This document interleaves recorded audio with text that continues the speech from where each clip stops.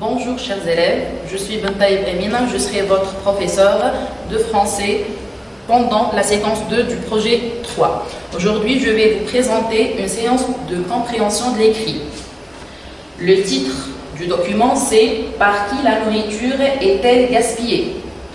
Le document dans le livre, la page 126, les objectifs de la séance sont identifier les éléments essentiels dans une affiche, comprendre une affiche dont la visée est argumentative, reformuler la thèse défendue dans l'affiche, préciser les conséquences du gaspillage alimentaire et proposer des solutions. Mais avant de commencer la séance de compréhension de l'écrit, on doit voir la situation de départ. Alors, on est dans la séquence 2 du projet 3. Nous créons une affiche pour lutter contre le gaspillage et les dégradations. La situation de départ de cette séquence est: après avoir été témoin de comportements inacceptables dans ton collège, robinet ouvert, lumière allumée en plein jour, tes camarades et toi, créez une affiche, vous la placerez dans le hall d'entrée pour inciter les élèves à se conduire en personne responsable. Alors, le mot-clé ou bien l'expression clé dans notre situation de départ est comportement inacceptable, comme les robinets ouverts, c'est-à-dire le gaspillage de l'eau. La lumière en plein jour, c'est-à-dire gaspillage de l'électricité. Et on va ajouter un autre type de gaspillage, on parle du gaspillage alimentaire, qu'on trouve généralement dans les cantines des écoles. Bien, regardez ici, vous voyez des images sur le gaspillage alimentaire.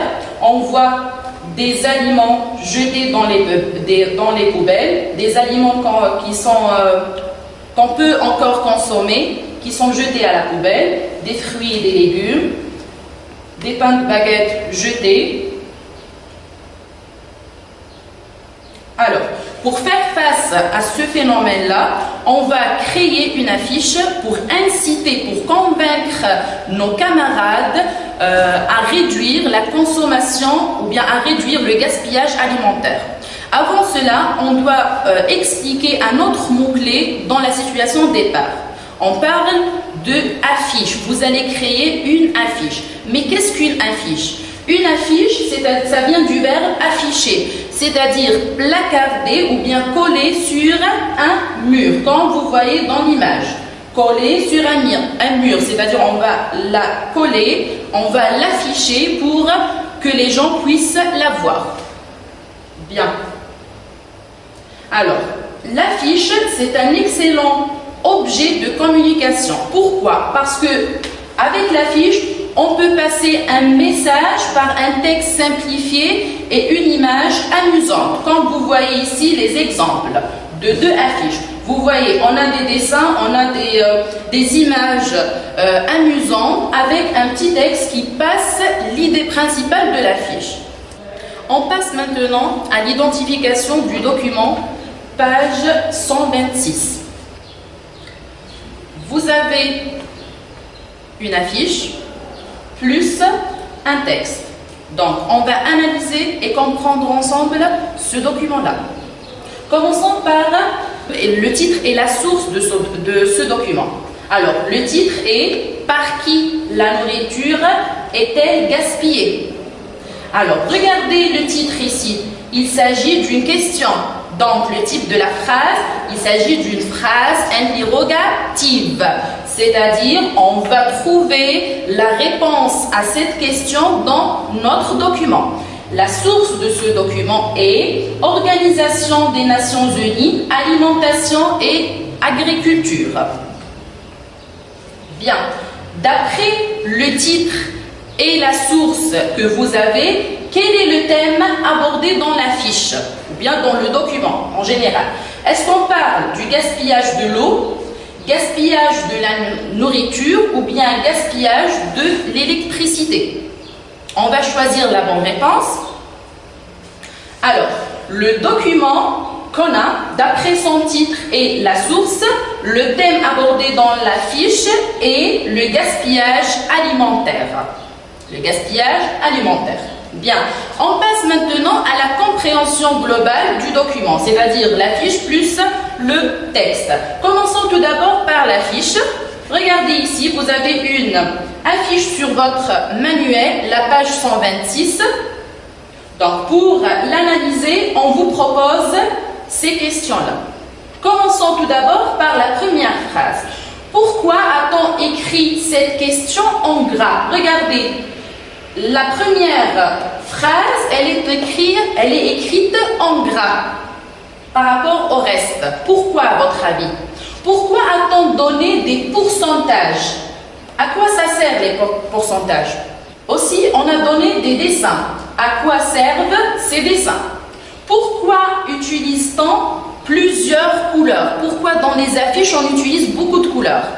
Et aussi, pourquoi a-t-on coloré en rouge le pourcentage du gaspillage par les consommateurs? Pourquoi le pourcentage des consommateurs est en rouge? Je vous donne 5 minutes de réflexion.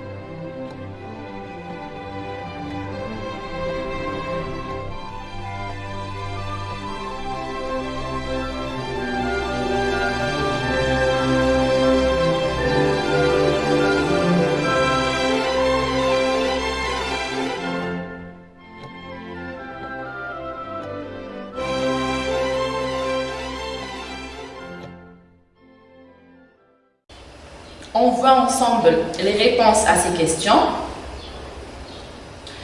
La question est écrite en gras pour attirer l'attention. On donne des pourcentages pour justifier. Les dessins servent à illustrer. On utilise plusieurs couleurs pour attirer l'attention. La couleur rouge veut montrer la gravité de la situation, c'est-à-dire une situation grave, elle constitue un danger. On passe maintenant au texte. Vous avez le texte, la page 126, et vous avez ces questions-là qui vont nous aider à mieux comprendre le texte. Je vous lis les questions. La première question, quelle information nous donnent les 7 chiffres au bas de la fiche? Deuxième question, qui gaspille le plus? Troisième, combien de litres d'eau sont utilisés pour produire une pomme? Quatrième, lorsqu'il y a perte ou gaspillage de plusieurs pommes, peut-on parler de catastrophe écologique? Justifie ta réponse. Je vous donne 5 minutes pour réfléchir.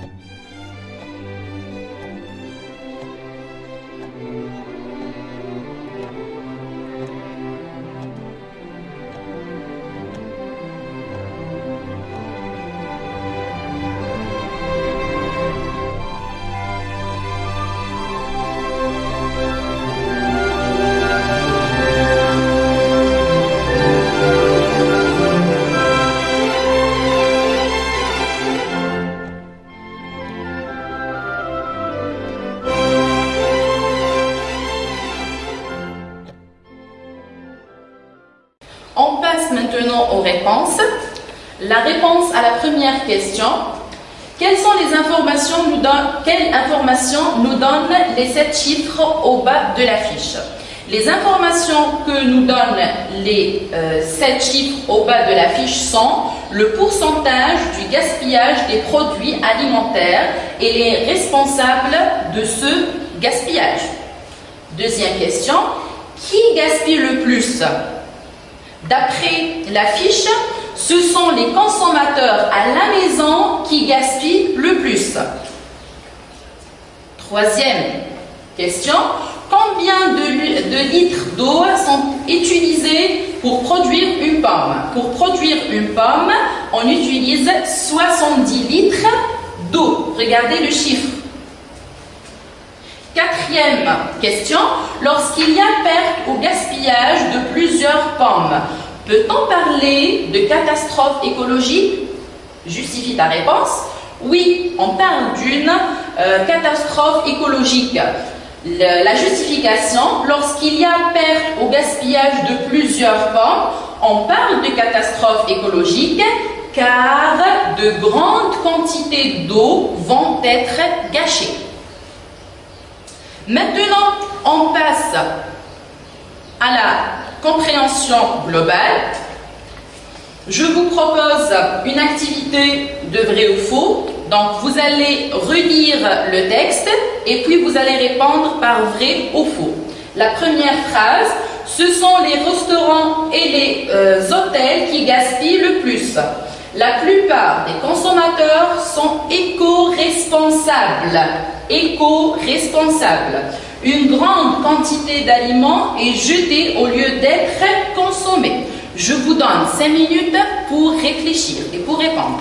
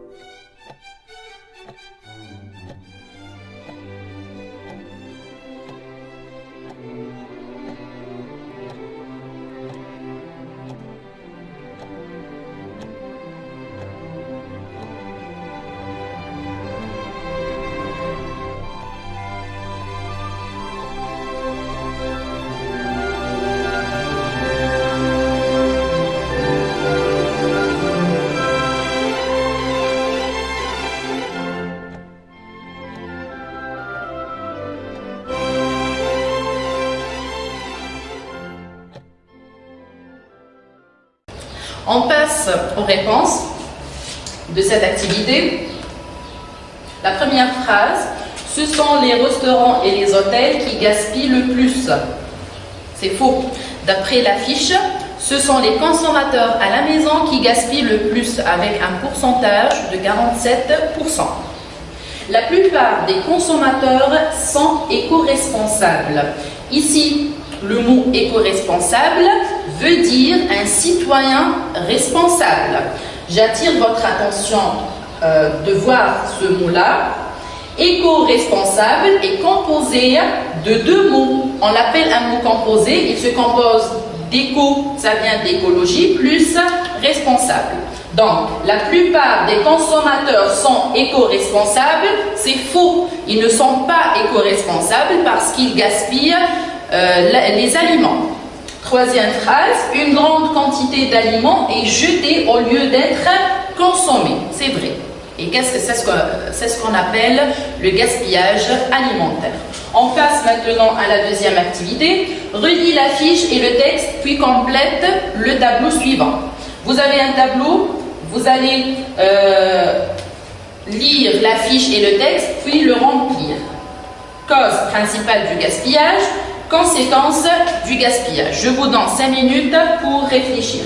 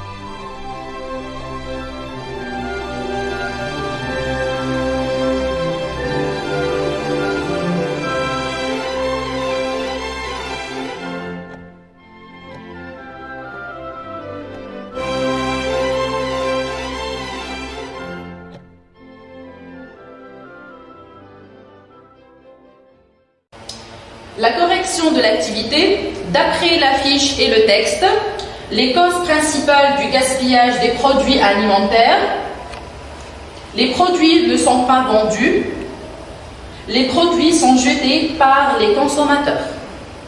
Les conséquences du gaspillage des produits alimentaires, les ressources naturelles utilisées pour les produire, les transformer, les conditionner, les transporter et les commercialiser sont également gâchées.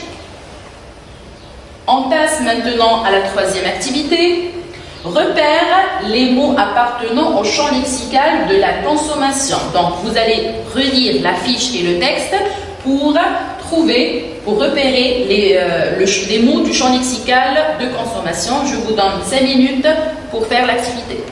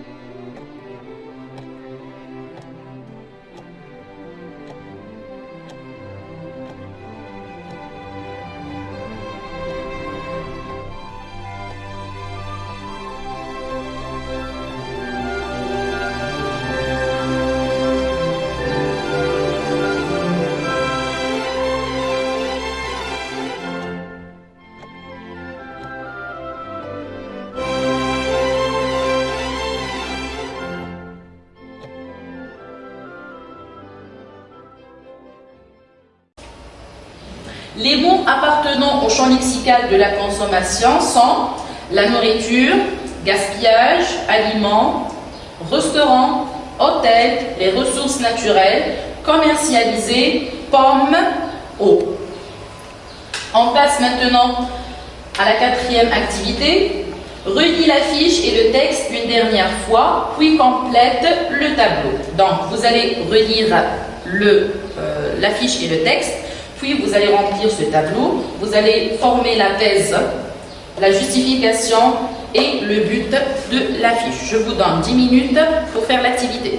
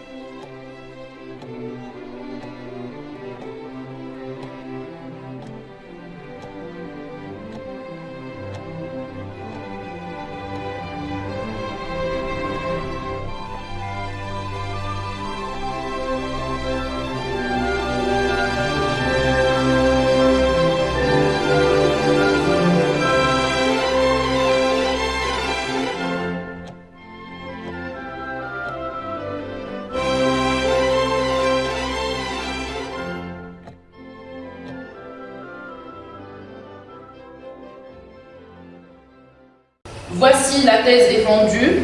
Presque la moitié de la nourriture est gaspillée dans nos maisons. La justification, les pourcentages de l'affiche. 47% gaspillés à la maison. Le but de l'affiche, inciter à réduire le gaspillage à la maison, peut contribuer à éviter une catastrophe écologique. On passe maintenant à la cinquième activité. Quotidiennement, chacun d'entre nous peut se comporter en citoyen responsable en ne gaspillant pas. Donne 2 exemples. Commence ainsi. Vivre en éco-responsable n'est pas très compliqué. Il suffit de. Vous allez compléter ici avec 2 exemples. Je vous donne 5 minutes pour faire l'activité.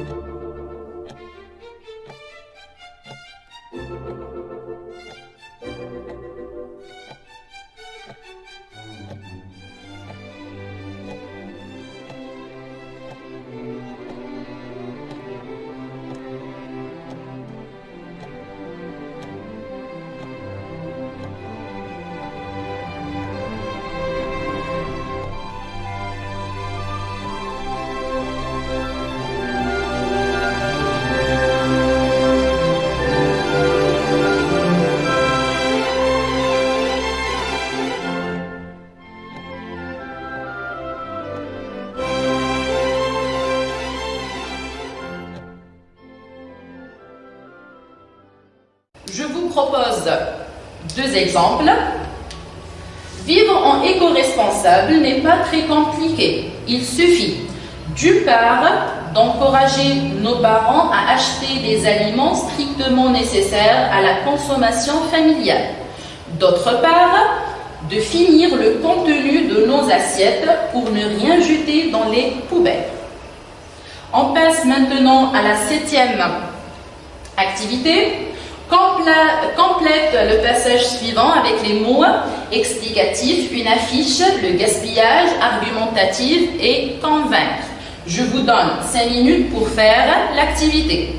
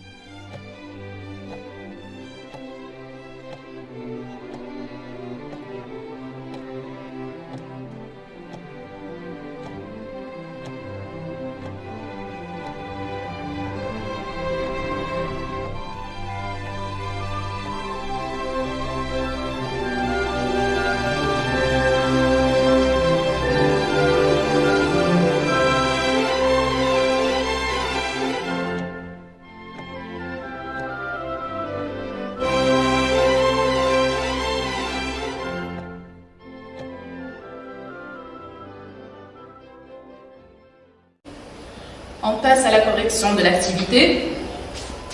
Afin de convaincre le lecteur de réduire le gaspillage alimentaire chez lui, l'auteur a utilisé une affiche dont la visée est argumentative. Cette affiche est accompagnée par un texte explicatif pour la renforcer. Attention, dans une affiche, on peut trouver des passages informatifs, explicatifs, des passages descriptifs. Donc, dans une affiche, l'auteur, il essaye de convaincre le lecteur. On passe maintenant. Alors, pour conclure, dans une affiche, on cherche à attirer l'attention du lecteur pour l'inciter à agir grâce à un slogan. Le slogan, c'est une phrase courte et facilement mémorisée qui exprime une idée qu'on veut diffuser. Des illustrations, c'est-à-dire des images, des couleurs et parfois des pourcentages ou des chiffres. Au revoir et à la prochaine séance.